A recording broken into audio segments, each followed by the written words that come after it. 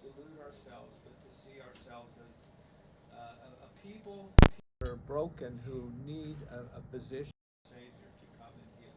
And I pray all this in your name. Amen.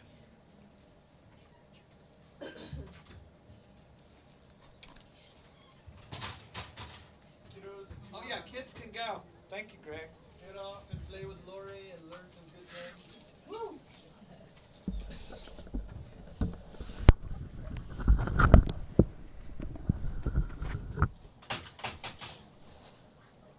Does it matter where I stand with this YouTube thing we're doing? Am I good? Okay, good. Welcome in YouTube land. Well, we have been discussing why our church does not limit women for certain things in ministry. Lots of churches in this town would not allow a woman to be up in front of men teaching. And I say that to not say boo them, yay us, okay? It's just something that we're different. It's how we see the Bible and how they see the Bible. And those churches are good churches, and they're doing really good things. And so I hope that in me doing this message series, we're not somehow patting ourselves on the back or puffing ourselves up that we're somehow superior. This is what God has told us to do, and like I shared with you about 3 weeks ago, for many years I was kind of part of that, and I didn't think that a woman should ever get up and teach, and God began to show things to me and reveal things to me, and then I studied teachers who helped bring all this stuff out in the Bible, and so that I just that's kind of my intro today, to kind of say let's make sure that we're not somehow thinking we're superior or anything like that. Okay. 2 weeks ago, we looked at all the difficult passages that Paul wrote to specific churches, giving specific instructions about certain things that were happening in those churches, okay? And so we kind of had to, because those are the verses that a lot of these churches are using to say, no, a woman can never get up and do certain things and stuff. And then last week, I kind of jumped into this thing of looking at how it is that when Jesus was here on earth, how he treated women. And we talked about how it was really dark. It had really, actually, in the last 400 years, from the time the last book of the Old Testament was written to when the Gospels were being written, when Jesus came into the world, things really digressed in terms of women and how they were viewed. And there were certain Jewish theologians that were just really saying, you can't trust women, don't. And it's almost like women became property during that time. And so, for today, for last week, today, and next week, I'm going to be talking about 3 encounters Jesus had with particular women and how it is he treated them and how kind of mind-blowing it is in what he does. Okay, it's so radical. It was probably, I'm sure the disciples were always like, what is going on here? Why is it like this? What happened to you, Jesus? We thought you were a good rabbi and stuff, but yet there was something so amazing and compelling about Jesus that even with his radical new way of living and doing things, they still wanted to stay close to him. Now this problem of women being treated as second-class citizens was not something that just happened 2,000 years ago. If you're a fan of British television like I am, there's all the time these stories that Laura and I would, when we'd watch Downton Abbey and some of these older period piece shows, that would kind of demonstrate how it was that women didn't have a lot of say about their lot in life and what was going to happen. And it was important that the parents married them off to the right person, or else they could end up a life of destitute and all this other stuff. But even here in America, where our Constitution, when we were founded, it says that all people are created equal, we didn't always live by that, okay? It wasn't till 1920 that the 19th Amendment was passed, giving women the right to vote. Just recently, some politician I saw was basically thinking we should go back to not letting women vote, which I was just like, gosh, this guy, how's he going to get reelected with that kind of attitude and stuff? It just kind of, boom, blows my mind. In 1963, this is during my lifetime. I was born in 1957. So I was, 6 years old when this happened. In 1963, the Equal Pay Act was pushed so that women had to be paid the same as the men. Before this, it was just typical. If a man and a woman are doing the exact same job, the man was always getting paid a lot more than the woman was getting paid. Because the attitude was, well, most women are stay at home. There's the men are the breadwinners. So it's okay for us to pay this man this amount and this woman half the amount, even though they're both doing the exact same amount of work. And this one really blew my mind. And I brought this up because I'd heard a comedian say something, and I kept thinking, she must have made that up. That can't really be true. But in 1974, I was a junior in high school. In 1974, the federal government passed the Equal Credit Opportunity Act.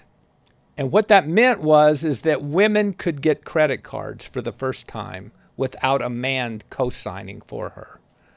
Before that, if you were a single woman in your mid-30s, you weren't married, and you were happy that way, and you were very successful as a businesswoman, when you would go to try to get a credit card, say in 1973, they would say, do you have a man that will co-sign for you?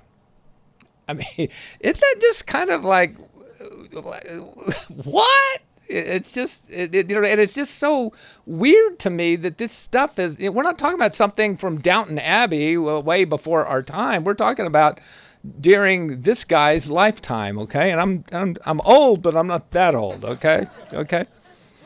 And this is sad. I recently heard this story from a person in another town, okay? There was a woman that was very successful, and she ran a business. She was like the CEO of this particular small company that she worked at. And she did that for many, many years. And she got kind of tired of the grind of it and stuff, and she was very active in the church that she went to. And so she wanted to work at the church. She wanted to be able to use her giftings as a leader and stuff in the church. And they said, we have one job that you can do. You can be the church secretary. You can answer the phone, and even though you have been leading this company, you're not qualified because we have these other males that are part of this church, and they are all qualified to lead and do things, but you're not qualified. And I mean, to me, that if you've ever seen the TV show Mad Men, it kind of sounds like that. It's just, and this only happened just a few years ago when I heard this story, and it was, and it's been kind of part of my own journey and feeling like, why has the church done this? This is wrong. In most churches I've been a part of, there's usually more females than males. And so for just a handful of men to say, we'll make all the decisions, we'll make all the calls about everything that happens here. And for the women to be kind of just like, you take care of the kids and you can maybe sing here and there and do a few things, but let the guys handle all this stuff. To me, it's just, right now I'm getting worked up, so I'll kind of quit talking about this, okay? So today we're going to look at a story, and this is a hard story. There's lots of these kind of stories in the Bible. When you read them, you go, what? Is that, and so then you have to kind of then dig a little deeper into what's going on in the story, what's the historical setting, it's like, this is a story that happened 2,000 plus years ago in a place that's very different than how things are here in America.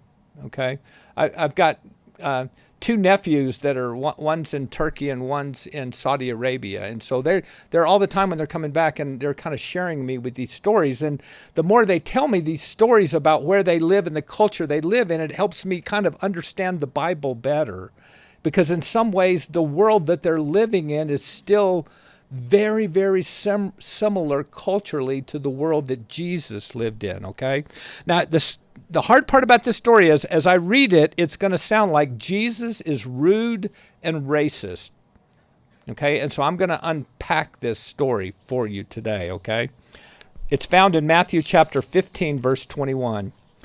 It said, "Then Jesus left Galilee and went north to the region of Tyre and Sidon. A Gentile woman," does everybody know what a Gentile woman is when it says that? A Gentile woman, in that time period, you had the Jewish people, and they considered themselves chosen by God.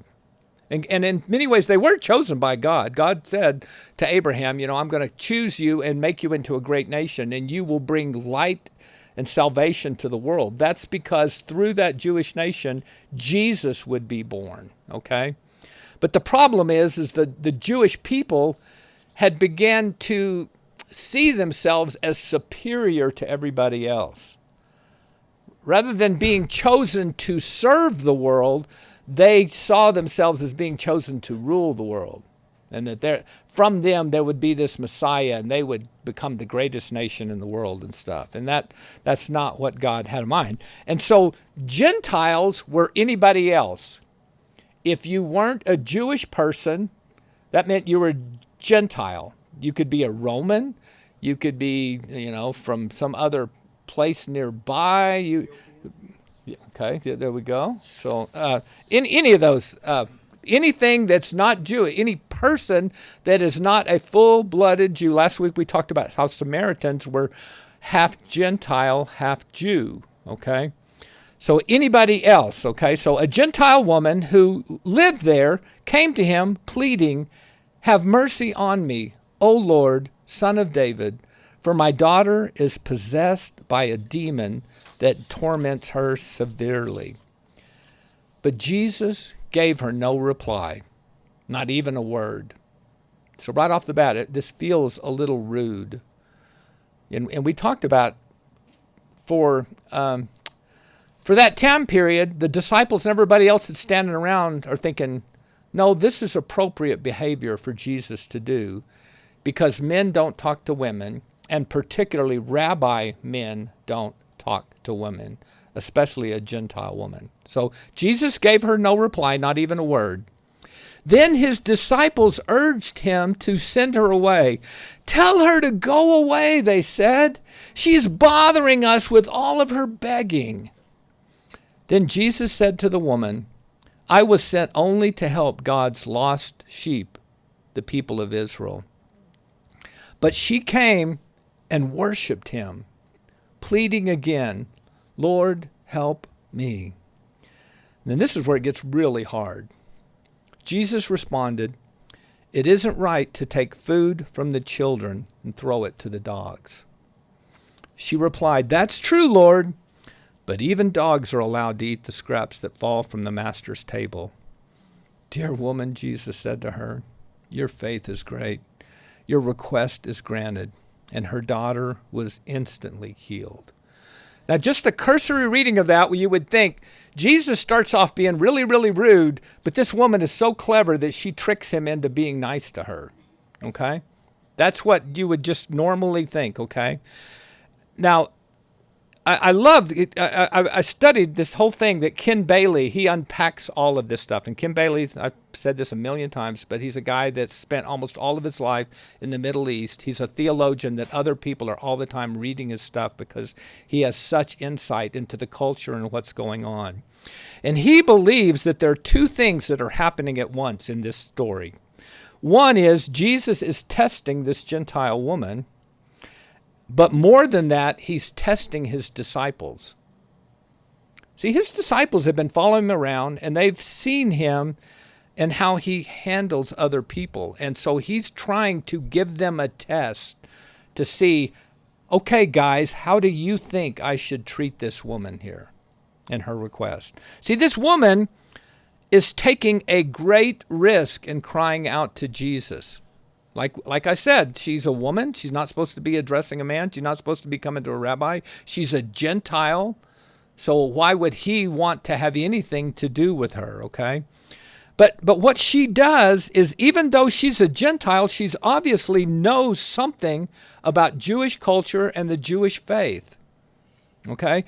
She takes the word Kyrie, Kyrie, which is the Greek for Lord or Sir. And then she combines it with this rarely used Jewish messianic title, Son of David. Okay? Now, if she had said Kyrie, that would have been interpreted to mean just sir. She would be just addressing him in a polite way, okay? But when she adds Son of David, she adds this weight of declaring that I believe that you are the Lord. I believe that you are the one, the coming Messiah. And this is kind of amazing for this Gentile woman. Apparently, she's had some relationships and friends with some Jewish people. Maybe she's even traveled and gone to the court of the Gentiles outside of the synagogue there in Jerusalem or something. But something has been going on inside of this woman. And she's been hearing these stories about who Jesus is and what he does. But yet for a Gentile woman to be coming to him and approaching him in this way, this is quite startling. And in crying out, you know what's interesting is when she cries out, she's not saying, have mercy on my daughter. Who does she want mercy for? She says, have mercy on me, O Lord, Son of David. She's asking for mercy for herself. She is the one that's in pain. You know, when I worked at a children's hospital, little kids would be sick and in pain, but I would be dealing with moms and dads that it felt way worse for them. There's nothing like being a parent and having a kid. You know, when Mandy was born, I will never forget when our pediatrician came into the room and started crying and told Laurie just how, she said, you have a very, very sick little girl. And then I went to that ICU to see Mandy, and I just, it turned me inside out. It was awful. And so there's nothing worse than being a parent and feeling so helpless when something is happening to your child and you don't know what to do. So how does Jesus respond to this woman's cry? And this is where it feels like Jesus is being cruel. Jesus gave her no reply, not even a word. See, I think he's kind of looking down or intentionally not responding because he's waiting for his disciples to see what they're going to do. And what does the disciples do? It says then his disciples are, I think that they think by his silence, oh, good, maybe Jesus couldn't quit being so nice to all these people out there. And we're going to get back to being how it needs to be, okay? And so then they began to urge him, tell her to go away. She's bothering us with all of her begging. Gosh, can't we have a good meal? Good heavens, this woman, this is just so annoying. And what Jesus is doing in remaining silent is trying to help his disciples begin to understand some of their own attitudes. What has been going on for hundreds of years in the treatment of Gentiles and the treatment of women, okay? See, last week we talked about how the disciples had seen Jesus talking to this half-Gentile, half-Jewish woman. And so they know that this is not his nature to just be rude and gross to somebody else, okay? And so they're maybe in their mind they're thinking, oh, well, a half Jewish woman is okay to talk to and help, but a Gentile woman, this is why Jesus is being quiet, because we're not going to waste our time on her. Okay, so then he turns around. Let me back up a little bit. Two things are now happening kind of at once. Jesus is becoming irritated with his disciples and impressed with this woman. Okay? And so he begins to continue to test, okay? So he tests her and the disciples again. He finally decides, I'm going to speak up. Then Jesus said to the woman, I was sent only to help God's lost sheep, the people of Israel. And you know what? I think, and this is my opinion, that we're not told in the story. This is just an educated guess on my part. I bet he's looking right at his disciples and not at this woman when he says that. He's probably staring at his disciples saying, I was sent only to help God's lost sheep, the people of Israel, okay? And they're probably going, yeah, good job, Jesus. Yeah, that's what we wanted to hear, okay? But here's the deal. This woman knows about Jesus. She's witnessed it, and she's heard these stories from others. And she is so confident that he is going to act in the right way toward her, that she doesn't give up. And I'm guessing the disciples are starting to get a little bit confused about, what's going on right now? Because he's looks like he's talking to us. Well, this woman's not going to leave us. I don't know what's going to happen, okay? And so this woman then does something even more drastic. It says she came and worshiped him, pleading with him again, Lord, please help me. Now, there's some other translations that basically say she throws herself at his feet. And it's this idea that she is so desperate. I am not going to leave until you do something, and I know you can, because I have heard stories and I've witnessed it, okay? And then she is, in many ways, by throwing herself at her feet, she's saying, I'm not worthy, but you are worthy. And she begins to honor and worship Jesus and in a way of declaring who he is, even beyond what Jesus' own disciples have honored him, okay? You know, it kind of took them a while to even figure it out. You know, one time he's even with them and said, who do people say that I am? And they're kind of like, I don't know. They said this, that. And then finally, you know, Peter's the one that makes the declaring, you are the Messiah, the one true living God. And so in many ways, this Gentile woman has figured it out way beyond what Jesus' own followers have. Now this encounter, and Ken Bailey talks about this, which I thought was really fascinating, something I had never thought about. What is happening with this woman is similar to the prophet Elijah, because he had gone during a time of famine. He had gone to a foreign widow and her son's home, and he asked her for food. And she basically had like 1 cup of flour left, and she had nothing else left.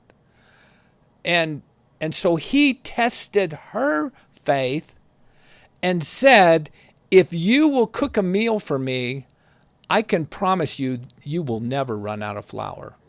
For however long this drought lasts, God will bless you because you have fed me, okay? And she obeyed him, and the food, it says, never ran out.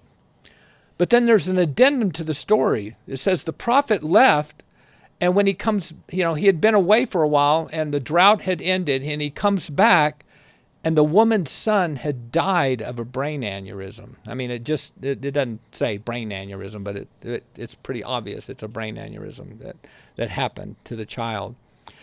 And so when the prophet comes back, she kind of is like almost upset with him and in anguish. And she's crying out to him, what was the good of me feeding you and you keeping us alive during the drought if I lose my son this way?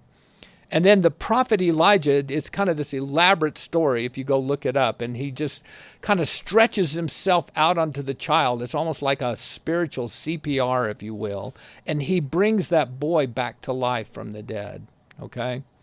And so that's kind of, if you were a good person of Jewish faith who knew all of these stories, in some ways what is happening in front of you would kind of light up and be like, hey, this is kind of like what happened with that story of Elijah. You got this woman who's desperately in need. She's crying out, wanting this person to help her and everything else, okay? And so what Jesus does is he takes this whole theological struggle that's going on. His disciples are there. They're not getting it.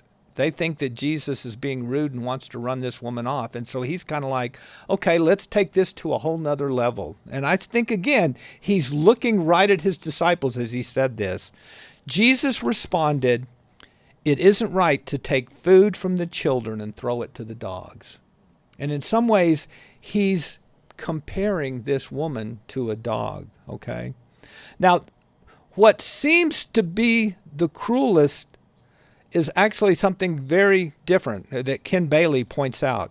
Ken Bailey says this: Jesus tells his disciples, because Ken Bailey is believing that he's looking at them too, and he says, "Hey guys, you will be happy if I get rid of this woman and limit my ministry to Israel. Very well, I will verbalize where your theology leads us. This will give you a chance to observe the response of this unclean Gentile woman."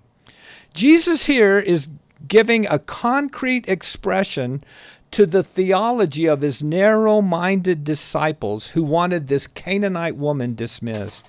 The verbalization is authentic to their attitudes and feelings, but shocking when put into words and thrown in their face of a desperate, kneeling woman pleading for the sanity of her daughter. It's actually embarrassing to hear and see one's deepest prejudices verbalized and demonstrated. As that happens, one is obliged to face those biases often for the first time. Do you see what Kim Bailey's saying there? He's basically saying he is giving words to what he knows his disciples are thinking. And by just saying it out loud in front of this poor woman that's at his feet begging, he's kind of saying, do you hear what you're thinking? Do you hear how awful this sounds?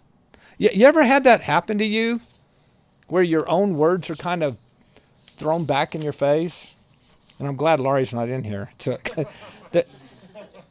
We've had arguments, and she's kind of like, yeah, you said that. I'm like, gosh, I didn't think I was that kind of person. I didn't think I talked like that.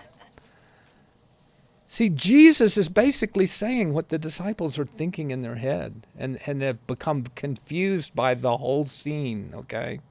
See, and this is what's sad about the world we live in right now.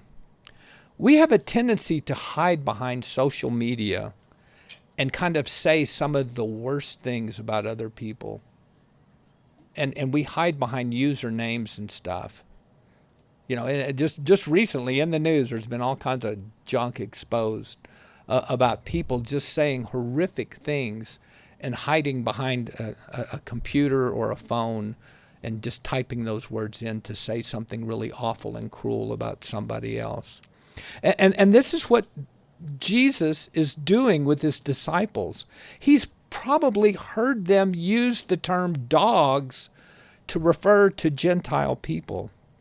See, dogs, in that society, you had certain animals that were considered gross and unclean. Pigs were probably the worst. They were the top of the bad chart of animals and stuff. But dogs are like kind of second to the pigs. See, today, we show pictures of pigs and they look cute and we like pork. But we really hold dogs up. And so for him to compare this woman to a dog maybe doesn't have the same meaning to us, okay?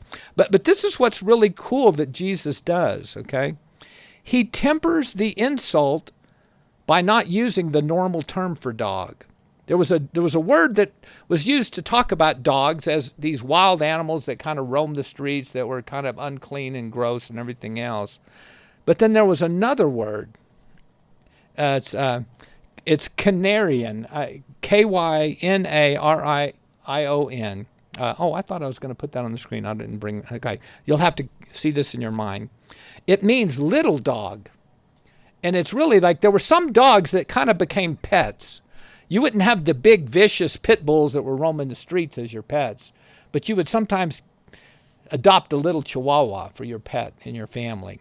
Okay, and So this is what's going on. Even though Jesus is referring to this woman as a dog, he's not using the derogatory term for dog, but he's using kind of the kinder, more gentle term for a dog. And it's like this woman is getting what Jesus is doing. Because he changes and flips the term for dog and uses a kind of a more kind, gentle term of dog, she begins to understand the joke that's going on and how he's testing the disciples. Because then it says in verse 27, she replied, "That's true, Lord, but even those little dogs, those little yapping chihuahuas, are allowed to eat the scraps that fall beneath the master's table." See, it's like she's saying, you can think of me like a dog, but Jesus, I bet you still got a scrap left for me. Because that's who you are. That's what your love has done for other people. And Jesus is astounded by what she says. And he goes from comparing her to a little dog to saying this, "Dear woman," Jesus said to her, "your faith is great, and your request is granted." And her daughter was instantly healed. His daughter's not even there. He didn't say, "Okay, I'll go with you and I'll go heal her." He says, "No, because your faith is so amazing, because you've passed this test that my 12 disciples couldn't get and do, I'm going to honor your request." He even, the way he addresses her is the polite form for woman. It's like saying, "Ma'am, your faith is great." And he grants that request. She doesn't even have to take him to her house, okay? Now, an ancient theologian, his name's I can't pronounce it, Ibn al-Tabib, he summarizes this woman's sterling qualities by noting 3 virtues. The first is her humility as she lowers herself to the place of a dog. She doesn't try to say, "Don't call me a dog," or "That's rude," or "That's gross," or anything. She says, "Yeah, maybe I am a dog, but even dogs get scraps from the master's table." So she shows deep humility. Second, her deep faith that she said, the little scraps, a small amount of his food, like the small pieces of bread that fall from the table, is going to be enough. This faith is praised by Jesus, for it is the primary virtue and the foundation of all other virtues. Okay? And then third is the third is that her wisdom is that she's willing to act the part of a dog until she has achieved her goal. Okay? It's interesting to me that the disciples themselves, there's this story told of how that they were trying to heal somebody and they couldn't do it. And Jesus basically said, "You don't have enough faith." And I wonder if that kind of this, like, oh yeah, remember that lady and how we were so rude and gross to her, and because of her little amount of faith, Jesus healed her child. And so our faith has been misplaced. It needs to be a little bit of faith in this great God who Jesus is.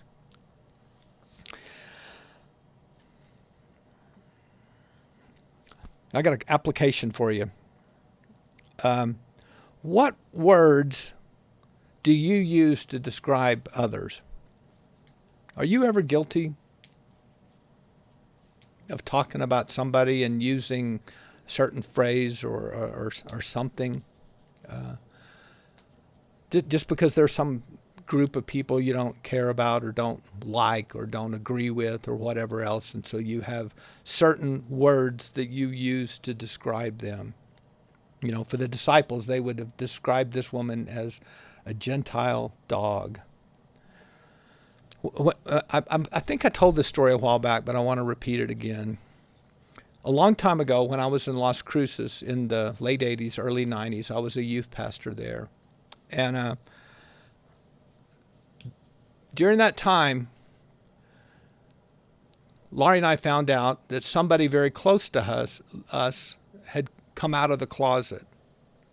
That they were basically saying, "I'm gay." And we'd kind of been wondering, suspecting, and it was somebody that we really loved and was really close to. And it was kind of for the first time I began to really, have a situation in my life of somebody that was coming out as gay, and what was I going to do with that and everything else. But one of the things I started to notice about being a youth pastor with this group, I had, on Wednesday nights I would meet, and there'd be about 25 to 40 kids there, depending on the night and what was going on. But I noticed that with my youth group, the boys in the youth group had certain words that they used to make fun of each other. I'm not going to repeat those words, but they were references to the gay community, and they were very rude, derogatory terms. And it was kind of shocking to me. It's like what I think Jesus is doing with his disciples. So that I'm sitting there thinking, if this person that I love walked into this meeting and heard my youth group talk like this, my boys talk this way to each other and put each other down using these terms, I would feel like vomiting. I would be ashamed that I'd been such a terrible youth pastor to let my boys talk this way and say these things and being funny. And so I got up in front of my youth group and I kind of let them have it. And I told them, I said, this is my fault. I have let this happen. And I went in and I used words like the N-word and stuff. I said, if I said that word, how would you guys feel? If I said, and I used a derogatory word about somebody that was Hispanic, and I just went out and just said those words out loud. And my youth group was just kind of freaked out. And I said, isn't that gross to talk that way about another human being? Isn't this wrong that we would do that? And I said, and yet I have been allowing you boys to talk this way about each other and to make your little jokes and to basically insinuate that person's effeminate or not a man or something else. And I said, and this is wrong, and we're going to stop doing it.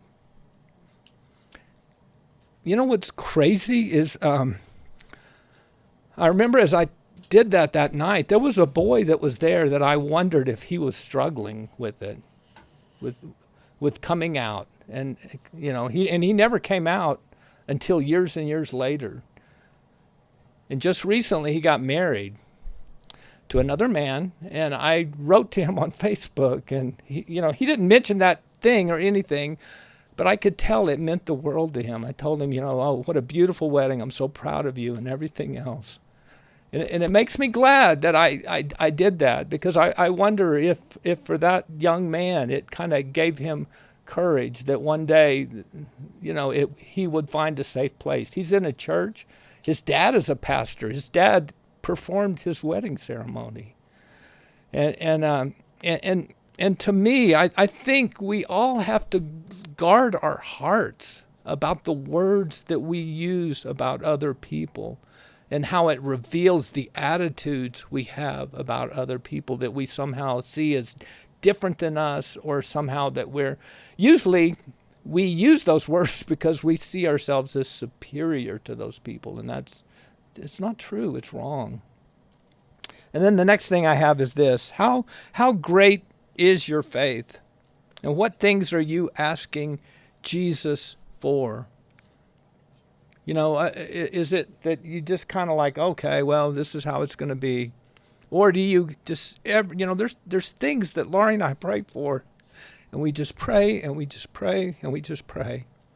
And sometimes it feels like we're just throwing ourselves at Jesus' feet saying, God, just please do this. Please work. Please move. Please change the situations. You can do it. We trust you. We believe in you. We want you to. But we always kind of, it's like, but your will be done, not ours. And and if it never happens, then we still know you. We still love you. We still believe in you. But we're not going to give up. And we're going to keep throwing ourselves at your feet and asking for this. Would you pray with me? Father, I thank you for what a beautiful Savior you are. God, I thank you that you revealed the stereotypes and the prejudices of the disciples, and you called them out on it. And God, you did an amazing thing for that woman. And I thank you that we have that story. We have that example of how it is that we pray and we plead and we don't give up and ask you to intervene, to be the great God who pours out your love on us. Father, again, thank you for this wonderful group of people, for the things that you're teaching us. God, help us to become more like you. And I pray all this in your name. Amen. Thanks. Wait, I got some announcements. Joy Junction Thanksgiving Feast for the homeless and hungry, Wednesday, November 26th. If you want to volunteer, you get there at 9:30. Now, what? You're not just saying you can just show up and eat, right? No. That would seem kind of mean to. So you come at 9:30. Okay. And help set up, and then the meal is from 11 to 2. That just gives you a time frame for how long it's going to last. We serve the meal. Yep. Yeah, and if like you could only come for an hour, you could work 9 to 10:30 doing stuff to get ready, right? You can come early, Okay. yeah. Yeah. Okay. Okay. Very cool. Can I talk about this? Yeah, you talk about him. You know all these announcements. Do you have to sign up for the Joy Junction? So let's talk. No, not yet. He asked if you want to sign up. We'll talk more about it. I just would like you to put it on your calendar if you're interested. That's the Wednesday before Thanksgiving is the Joy Junction meal. So we're starting our Yat e Keshmish again, and this year we're going to do something a little bit different. So let me just talk about it. We've called a number of times, mostly Mom has, to our Navajo partner at Cuba. And last year we bought individual gifts for the kids. That may still be happening. We're not quite sure. The one of the things she keeps talking about is they are in desperate need of these items. What we're thinking is behind her thinking, and we'll get more clarity as we go forward, is that she may be going to put together family gifts based on what we give her. And I'm going to put this on the Group Me feed as well. So they're in desperate need of toilet paper, Kleenexes, those small bags, as well as even the bigger boxes, toothbrush, toothpaste, shampoo. They really like the bar soap, not the liquid soap. Dish soap, everything, if you could get it regular size, because she's going to hand out. Don't buy the big things. It's not for the church. We're pretty sure what she's doing is she's putting these together. Powdered laundry soap. They like the powdered, and dryer sheet.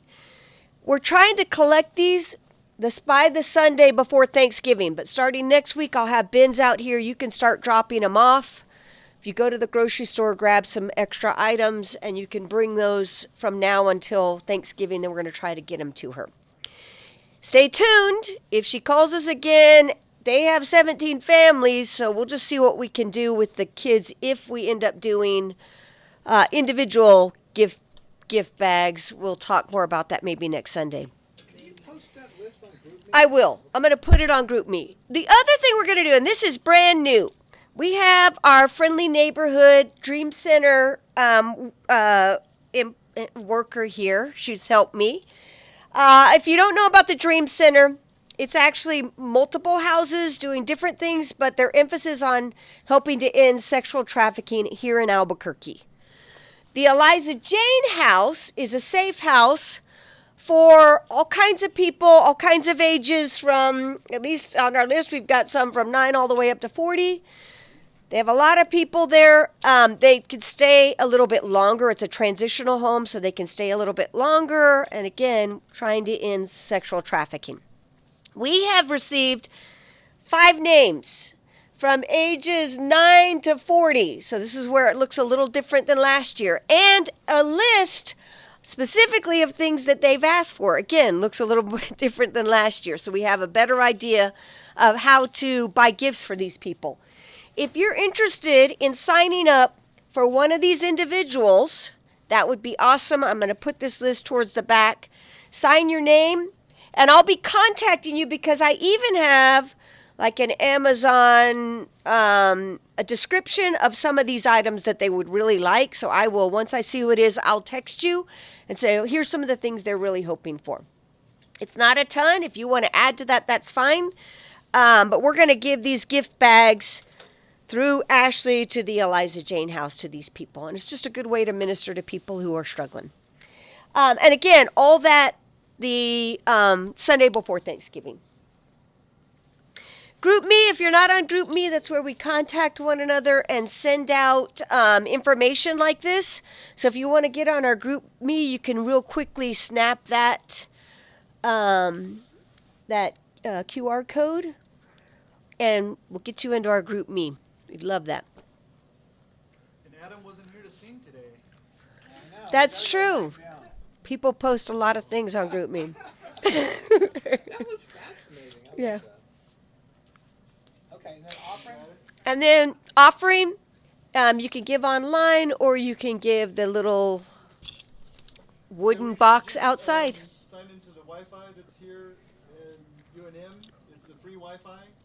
And if you click the Wi-Fi Lobo guest,